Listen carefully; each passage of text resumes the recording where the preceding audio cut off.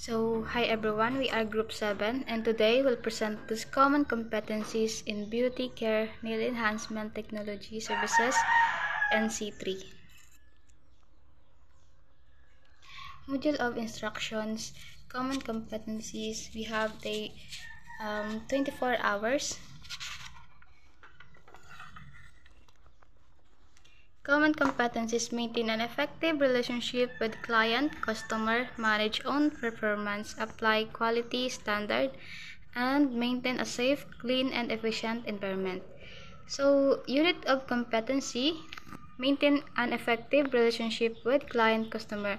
Module title: maintaining an effective relationship with client, customer. So, dito po is pinag-copy lang po namin ito sa TR, same po sa unit descriptor. This unit covers the knowledge, skills, and attitude required in building and maintaining effective relationship with client customer. So, dito sa nominal duration, we have the 66 hours. Summary of learning outcomes. So, meron po kaming 6 na LO. First is maintain a professional image, meet client requirements, build credibility with client, and LO4, establish professional relationship with the client. LO5, manage client interactions, and also last is provide effective responses to client inquiry. So ito po yung LO1 namin, maintain a professional image. So dito sa assessment criteria, one is uniform and personal grooming maintained. So, ito po, nakuha po namin ito doon sa may TR, doon po sa may performance criteria. And dito na po sa content namin, assessment centers, venues, is nakuha po namin ito doon po sa may TR and pinag-copy lang po namin ito doon po sa may evidence guide. And sa condition naman po, as you can see, is pinag-copy lang po namin doon po sa my range of variables. And dito po sa methodology and assessment method is pinag-copy lang po namin ito doon sa assessment approach and methodology. Same din po sa LO2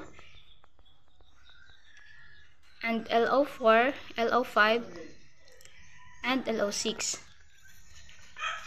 So, dito po sa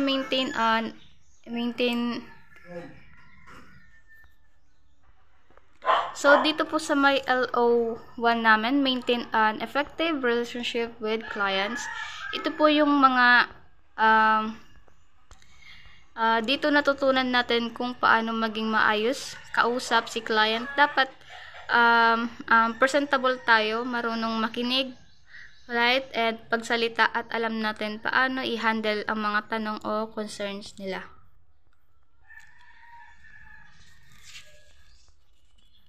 Unit of competency and same po sa module title is manage own performance. Pinag-copy lang po namin ito doon po sa my TR. And also po dito sa my module descriptor, this unit covers the knowledge, skills, and attitude in effectively managing own workload and quality of work. So, dito po, sa may module descriptor namin is, pinag-copy lang po namin ito doon sa may TR. So, nominal duration po namin dito is 6 hours. Summary of learning outcomes, we have the LO1, plan for completion of own workload. LO2, maintain quality of performance. LO3, build credibility with customer and client. So, as you can see po, dito sa may LO1 namin, plan for completion of own workload. Pinag-copy din lang po namin ito doon po sa may TR. Sa assessment criteria po, doon po ito, as you can see po, dito po namin siya kinuha sa my performance criteria. And dito po sa content, ayan po, may mga arrow naman po. Dito po siya sa my range, sa my evidence guide. And dito po sa sa condition, dito naman po siya sa my range of variable na pinag-copy lang po namin. So, ito pong methodology and assessment method is doon din po ito doon sa may TR, and doon po ito sa may assessment approach and methodology na pinagkapilang po namin. Same po sa LO2, maintain quality of performance. LO3, build credibility with customer and client.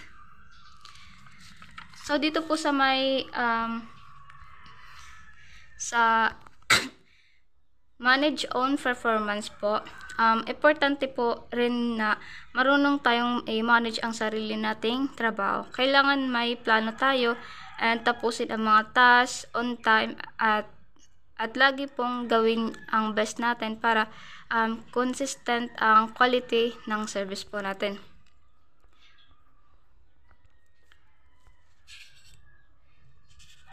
So, unit of competency at module title, same po sila kasi pinagkapilang po namin doon sa MTR. Apply quality standard.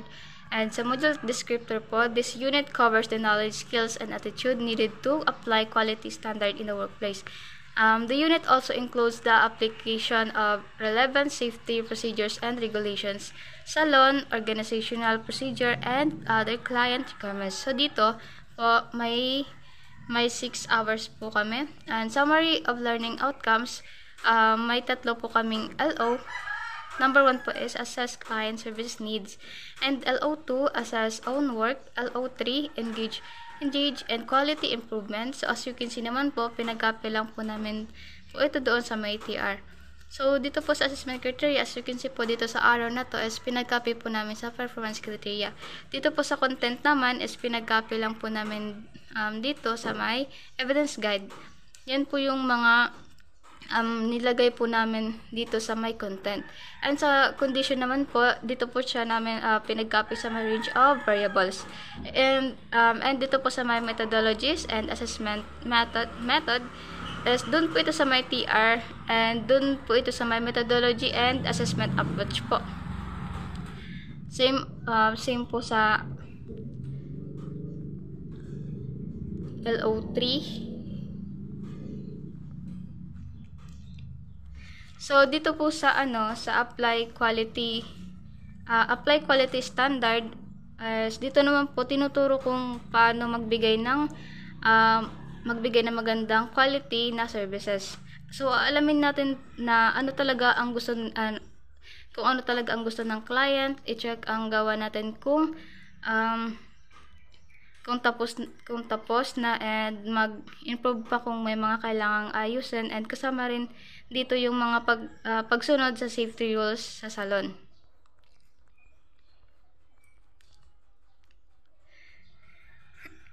So dito naman po sa unit of competency, maintain a safe client and efficient work environment.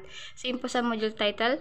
And dito sa module descriptor, this unit covers the knowledge, skills, attitude needed to maintain client relationship. The unit incorporates the work safety guidelines encompasses competencies necessary to maintain a safe workplace for staff, client, and others. It also involved the application of health regulation, including personal hygiene practices by staff members, provision of a caring client environment, and the efficient operation of the salon. So we have the 6 hours summary of learning outcomes. Meron po kaming 5 LO. First is comply with health regulations. 2, assess own work. 3, check and maintain tools and equipment. Now LO4 po, check and maintain stock. And also last is provide a relaxed and caring environment. So as you can see po, dito po sa may LO1 namin, comply with health regulations. Pinag-copy lang po namin ito sa may TR po. And sa assessment criteria, number 1, salon policies and procedures for personal hygiene quality, and pinag-copy lang po namin ito doon sa may TR and doon po sa may performance criteria po. And dito na po sa content, yan po, pinag-copy lang po namin doon sa may evidence guide, as you can see naman po sa arrow. And sa condition naman po, range of variable, dito po namin siya kinuha. And also, dyan po sa may methodologies and assessment method, sa TR po namin siya kinuha po, and doon po sa may methodology assessment approach po. Same po sa LO2, assessment on work. LO3, check and maintain tools and equipment, and also po check sa my LO4, check and maintain stock, and dito naman po sa maintain a safe and clean equipment or work environment. So dito po, syempre, dapat malinis at safe ang lugar natin. Kailangan malinis ang gamit natin, maayos ang stock, and comfortable si client habang inasikaso natin siya. Kasama na rin dito yung personal hygiene natin bilang staff. So dito po, in short, para maging successful sa beauty care service, kailangan natin ng good communication skills, time management, and also quality service. And last po is yung clean and safe na workplace. So yun lamang po. Thank you po.